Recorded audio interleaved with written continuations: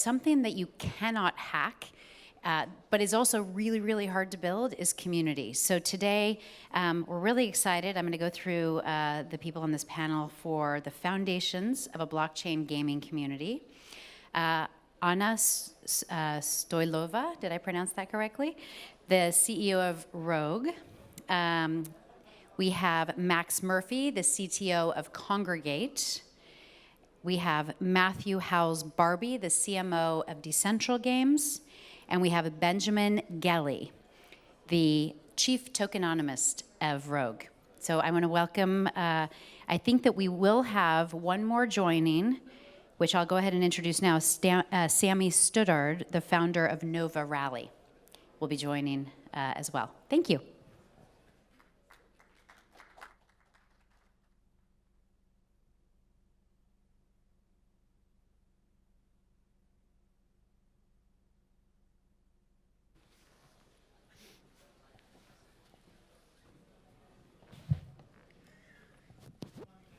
Hey everyone, are you ready for some gaming talk?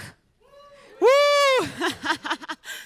Okay, that's my favorite topic of the day, and I really want us here to really question some myths that are happening in the gaming space, right? What is blockchain gaming, and what is the future of it as well? So first we can start with a little round of introductions from everyone.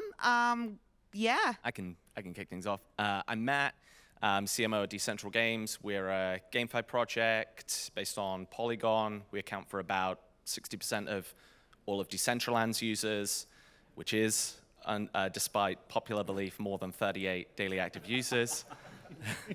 We've been running for around about a year, been through a lot of ups and downs in that space, but yeah, we've got tens of thousands of players every week, and yeah, a great community surrounding that.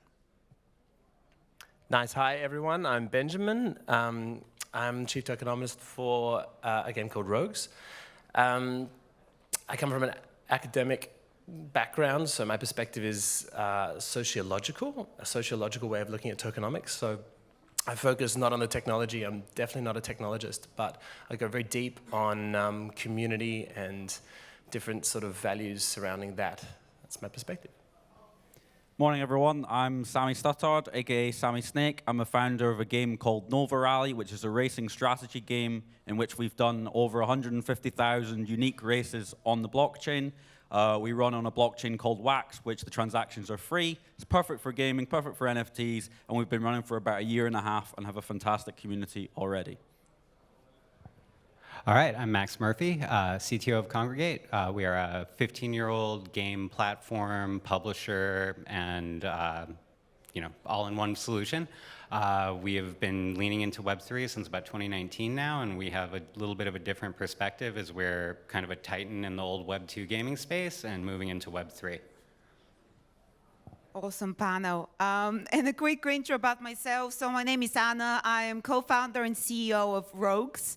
So I work with Ben over there. And yeah, we're building a social post-apocalyptic game on the blockchain, really focusing on the social experience, but also making the game fun and very engaging and very diverse and different. And yeah, 2D metaverse. Let's start with the tough questions, right, guys? Everyone, or a lot of people in the space are questioning what's happening with blockchain gaming, right? Why is there really a future there? And how do you build community beyond the financial incentives, beyond just players going in for some tokens and just doing that? How do we solve that problem, and how do we create a community for the long term? I think I can kick us off. The previous bull cycle that we just came out of was insane. And I think for anyone, and I'm sure many of you here were in the Web3 gaming space, kind of witnessed that. And what was driving a lot of that early on was the frenzy of financial incentives through the play and earn space. And we were originally part of that wave in like the October period. And it was incredible for bootstrapping player liquidity and for building a community, but once those financial incentives, you get out of like the hysteria of like only up mode, it's kind of short-lived, and you have to kind of change. And we, thankfully, very quickly started pivoting away from that. And I know a lot of games, obviously, are trying to figure this out. But I think one of the most important things I would push on any game focused right now, whether they're an existing game like ourselves, or whether it's a new game being developed, or you're just trying to build a community around this, is financial incentives can be a part of the whole exploration of Web3 gaming. Leading with that as the primary driver of growth sets a really poor precedent. And actually, when we think about onboarding Web 2 gamers, the majority of Web 2 gamers don't really like the idea of the financialization of their entire gaming experience right now, and I don't think that that is the way that we onboard them. Sure, for Web 3, I think that helps, but and I see you nodding, right? Like Web 2 to Web 3, right? Like we've had wallets and tokens on our platform since 2019, right? I launched it then, and that has had a huge uptake because it's utility and fun for the users. There's no financial incentive to these stickers. They're there to collect, and leaning into the utility and fun level of things. When you look at our latest game, the Bitverse, we're launching 3 games this month. We launched NFTs last month for it, and that's just your avatar, and that's like your save game that moves around. And that's your full utility. It's not this avatar's got some red sunglasses, so it's worth more than the next one. Like some might call it a digital collectible. Yeah, for sure. The digital collectibles and utility, exactly. Yeah, interesting. I just want to build on those points. I think, bear market is everyone laments the bull. They want to go back there, but it's a much more honest space right now. And the communities that are forming now are going to be your lifeblood in the future. They're not there to extract. They're not gold diggers. They're not going to go to the next project as soon as they are. They're loyal. They're coming for the correct reasons. Many more incentives than coin value or number go up. And as long as we can really sort of understand the space now, then you're really pivoting well when we come to the next bull run. I think as well, right now what we've seen is a lot of people do what has already worked before. So you have a traditional gaming experience, like an RPG that people are familiar with. Let's just replicate that. Oh, it's Web3 as well. You get some tokens at the end. Well, so what? It's now about creating original experiences, come up with an idea for a game, a really enjoyable experience with characters, story, build a world. And by the way, it's got these blockchain elements, and you can show regular gamers that they're in full control of their assets. So forget about what has been successful so far in the short term. Think about how is your game a really good game? How is it different? And then you will find your community through that. I think that's the most effective way, is that now the gold rush is kind of coming to an end, at least for a short term. So focus on what makes you unique, inject your personality into the game, and you will find your audience. I will say it is kind of bizarre that we're sitting on a gaming panel pleading that actually games have to be fun. And there have to actually be games too? and be games, and not just a DeFi protocol with like animations on top of it. Let me gamify an Excel spreadsheet. But this is right. I think like as someone that's like deep in the GameFi space, I think one of the big challenges, like going in assuming that like you can create the next Fortnite is no mean feat. There's a reason why that is so popular. There's a reason why Fortnite skins are sold at and the revenue that's generated from them is so great, and it's not related necessarily to like the principles of ownership. It's because people love being part of the Fortnite brand and community, and they have such a deep social connection. We've seen with Reddit and their recent avatar sales that they've done, right? Web3 powered it. They didn't once say the word NFT, really push ownership, but it's powered by the blockchain. I think that's a really critical piece for gaming. Yeah, so we're touching here on the idea of ownership in gaming, right? So ownership, and how do you engage communities? And this is in my experience at Rogues as well. It's if you communicate with the community what you're building, but even more so, if you engage them, if you get them in the process of generation of the game, and you user test, you get them to play test early, then you have a guaranteed success. Well, guaranteed. You have the best chances of success. And I really love what I'm seeing here of people that have been in the space for 15 years. Yeah. So people that have been in the space for like 1 year and some other in the middle. So I really think that this is where it's going towards. So this leads me to the next question, okay? And I'm really going to kind of address the elephant in the room, which was Bloomberg's UK latest article. I don't know if you guys saw it, but it was saying, it was titled, "How did gamers beat NFTs?" And that threw me off my chair, you know? It was like, why would you say that, right? So the article went on to say the traditional Web2 gamers, right? It's about blockchain not being environmentally friendly, 90% of gamers, 90% of gamers being skeptical, new gaming studios being cash grabs. It was extremely uninformed, in my opinion, right? But I'm really curious to hear from the experts here. How can we actually bring the Web2 gamers that are skeptical to the field? And yeah, and not just the gamers themselves. How do we bring the mainstream world, the mainstream media, some AAA studios that are maybe skeptical to get into blockchain gaming? What are the strategies that we can implement to do that? I don't mind taking this one first. I believe that there's two paths that you can take, probably more, but you either need to offer your game for free, no blockchain account initially, come in, play the game as fast as possible, enjoy the game.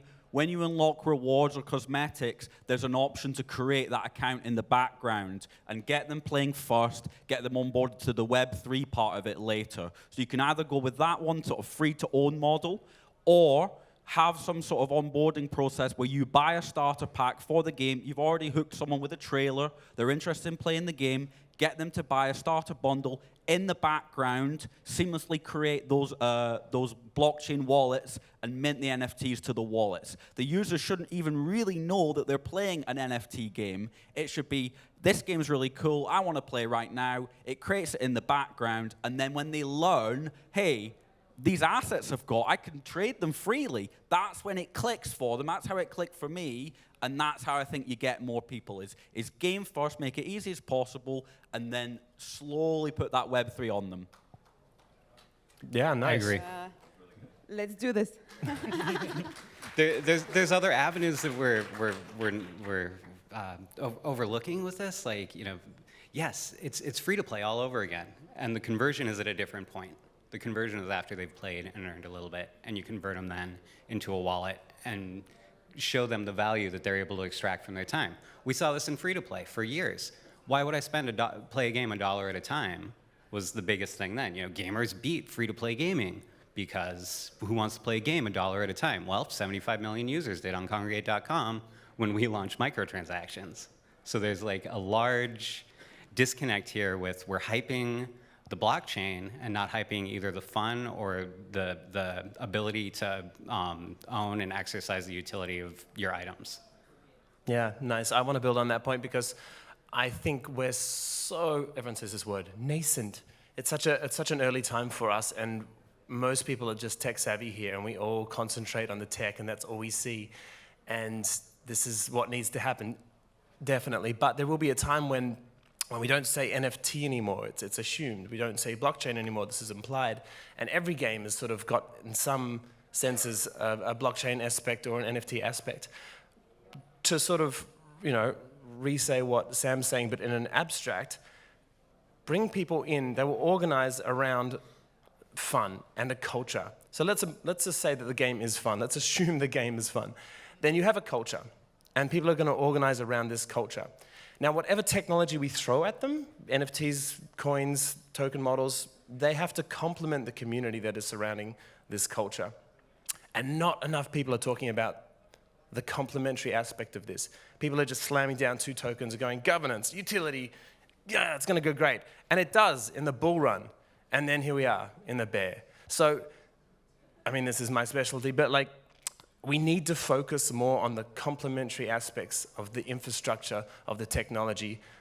Otherwise, we're not going to get there, and the community's not going to build. They can't make sense, and therefore they can't make meaning surrounding the culture of your game? I have a quick anecdote from playing a few Web3 games recently where one, I had to buy 4 NFTs, 2 types of ERC20 tokens, and the game didn't even have tooltips in it. I didn't even know what I was supposed to do inside of it. But did it have a AAA game studio behind it? It had XEA, X this, X that. Well, I really agree with like the point that you made as well around like we'll be at a point where we won't be talking about like NFTs. Like you think about going back to the early 2010s, right? Apple launched the App Store, and every kind of company, game studio, they would do like make this big deal about, hey, everyone, we're releasing a mobile app, and it was like, whoa. This is kind of where we are right now with NFTs. No one cares really about like the underlying like platform technology. They just want to be able to access it in a seamless way. Onboarding in Web3 sucks. It sucks to be Totally. like a developer of this, because the crux of this, like you mentioned, Sammy, right? It's like, man, creating a wallet is tough. It is. I wanted to say, Max, I spent two hours educating a 70-plus-year-old woman how to add Polygon to her wallet. So, and she did it. She said she spent 2 days, her whole weekend, but she did it. So it's a great point. I think it's quite simple. How do we bring those people? It's the onboarding. It's if they don't understand something, of course they're going to hate it. It's as simple as that. And you can't expect, like, what is an ERC721 token for let's say a casual, I don't know, female gamer in her 40s? I know most of them, bring everyone to the community. There are 3 billion gamers on the planet. And we're talking ERC721, ERC1155. We're talking Polygon's, address that you have to input in MetaMask. It's ridiculous. It's ridiculous. So onboarding is number one. And I'm very passionate about this because unless you do that right, you can't get the masses in. I think we're trying to like keep the same approach with Web 2 gamers as we are with Web3 gamers, because I actually think like the values of ownership, self-custody, for most people in this room, like they resonate really strongly with us. For Web2, we're fighting upstream against so many mainstream narratives, right? Like the plethora of scams that have happened, not just in the gaming space, NFT space, DeFi space. Apparently, there's been some stable coins that went down. I don't know, I rarely heard about that.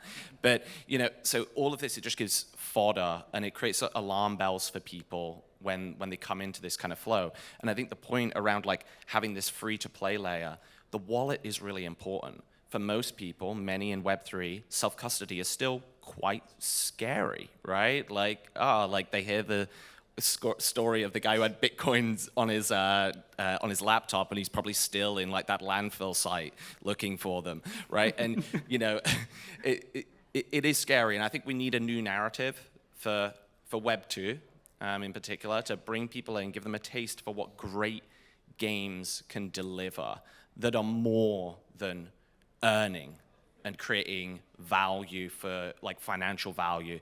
There needs to be a social kind of impact to the game. You need to be able to realize the value and time that you put into the game to be able to take some of it out in the end. You don't get that otherwise. The analogy I use a lot, I've been around the internet a long time. My first connection was a 300 baud dial-up. You put the coupler down, and internet uptake. When did that happen? It's when AOL mailed everyone a CD in the mail, put it in their mailbox, and said, "Here, get online." Do you want to know an insane fact about that, actually? Yeah. At one point in, I think it was 1999, every single CD that was produced in the entire world for a month, I believe it was an AOL CD. There was not a single other CD produced. It was the wildest thing I've ever seen. Yeah. And they just took over the complete production. They mailed it to everyone. Yeah. I was eating my cereal and got my AOL CD. It's great. Yeah, exactly. And that's what we need, a wallet like that, or a way to we need AOL. Like that. Yes, we need AOL again, right? How about CompuServe? But back to the topic of gaming. What bothers me for me is that those gamers that are skeptical now what they don't realize is right now is that they're actually taking ownership of their assets, that they actually help smaller studios as well to build, to create innovation in the space. And by supporting smaller creators, they can allow that to happen. So the monopoly is no longer in the huge studios, no disrespect, but it's more decentralization. You allow smaller creators, you allow diversity. This is what it's really, by saying, oh, I don't like this Web3 gaming, I think, this is a cash grab. If it's an uneducated approach without research, it really removes the decentralization, it moves equality and diversity from the creator space as well. So yeah, that's, I think we have time for one more question maybe. So I think probably what the audience wants to hear, guys, is how in your mind are other brands in the gaming space and maybe more established creators approaching this? How are they utilizing the blockchain technology for gaming and creating a gaming community in the blockchain? Yeah, so I think when it comes back to actually creating a community, so we obviously saw the likes of Axie and Co. leading the way in growing like an enormous player base that was incentive fueled, like we talked. I think we're going through like many narratives right now, and I think where we're currently at is trying to get across the kind of playing for ownership and like this play and own narrative right now, which I think is like a very compelling one, especially in the Web3 space. Honestly, I actually think right now most like GameFi projects, especially ourselves, we're building towards onboarding these like Web2 users, but I think there's an enormous untapped market of just building a community inside the Web3 community right now that can help kind of power this. And I almost think for games that are starting, trying to build a community, getting that early like nucleus of a community you should go for kind of the path of least resistance to begin with. Reaching Web3 users on the values that they want, trying not to lean in too much onto financial incentives, but pushing ownership for people that actually care about ownership right now, and then kind of expanding from there, because I do believe we're going to have another big kind of Axie-esque kind of game that paves the way for a new narrative as we run up into kind of the next big kind of cycle. Love it. I think some big on-ramps for people could be replacing like that whole toy-to-life market for gaming, right? People were buying Skylanders, boxes of plastic, changing it from, yeah, you own those things, to, yes, you also own these NFTs, which provide you the exact same utility in-game without the plastic in the planet. So which one is actually destroying the planet at that point? It's like flipping the script on people to show like, these things and concepts that we've had for years are actually a little better and easier and a lot faster now. I think one of the main successes that I've seen from a big brand is they're coming into the space is on the Wax blockchain. We've had big brands like Funko Pops or MLB Topps come in and bring an entire new audience of people through, okay, for the Funko example, buy a physical collectible, and in that physical collectible, there is a code to redeem a digital NFT. So you get them onboarded to this whole new world of collectibles. They already love collecting things, but suddenly they've been bridged naturally, which opens them up really to target for all these games that we're building. So either that or buy these digital NFTs and have a chance of redeeming a special one-of-a-kind physical NFT, this phygital term that I'm starting to hear more. I'm not sure of the name phygital yet. It's still rolls off the tongue. It's weird. It is a bit weird, but I've seen people start, it's taken off now. But I think that is a good way where I've seen bigger brands, they've already got IPs, and I have seen more users come, and I ask them, they play my game, I say, where have you come from? They said, well, actually, I started out as a collector of physical things, and I've just found my way onto this blockchain. So I think that's one example I've seen it actually done well. Yeah, I almost don't want to speak to the point because I'm skeptical of where we are. I think big brands, I don't think we've refined it enough to talk about how well people are doing. I still think even big brands are just sort of trying to plug in value and scarcity into their community and think, how can we benefit from this? And we really haven't come to that point yet. So I'll take one step back from that question. I think one other last thing I will say on this, which is a massive angle that I thought Web3 gaming would lean much further into that's really been untapped, is the whole esports kind of angle of Web3 gaming. It's so well set up for this. We've had guild-based models where effectively like esports teams, albeit have came with their own similar challenges and now going through a little bit of a rebrand. But I also love the idea of kind of this like bridging physical and virtual experiences together, whether that be through physical products, where I think for all you can kind of probably say around projects like Steppen, it was bridging offline activity with like Web3 based gaming. There's something there, maybe the model slightly different. And then similarly with esports, bringing some of these Web3 games into physical arenas, bringing people together and actually giving additional interoperability and utility to in-game assets across different platforms. This has been a big part of the narrative, but I'm yet to see this truly like actually proliferate. And I think when that will be a huge unlock when we get to that. Yeah, I think big brands are a little bit, how can I say, behind. They're trying to innovate. They get a lot of consultants paying them big money to help them understand Web3. So I'm also a little bit skeptical personally. I think innovation will come from smaller studios, people that have everything on the line in a bear market, people that build, people that engage their community, not just for money, but for the idea of it, for the beauty of it, for the art of creating a Web3 game. So in my mind, the innovation is happening now. The innovation is there to stay in the long term, whether right now the mainstream media likes it or not. I mean, they didn't like removing CDs like you were talking about from Xbox, right? They didn't like I don't know, Spotify. They didn't like, right? And it's happened. Digital, microtransactions. All of it. So there is skepticism to everything, right?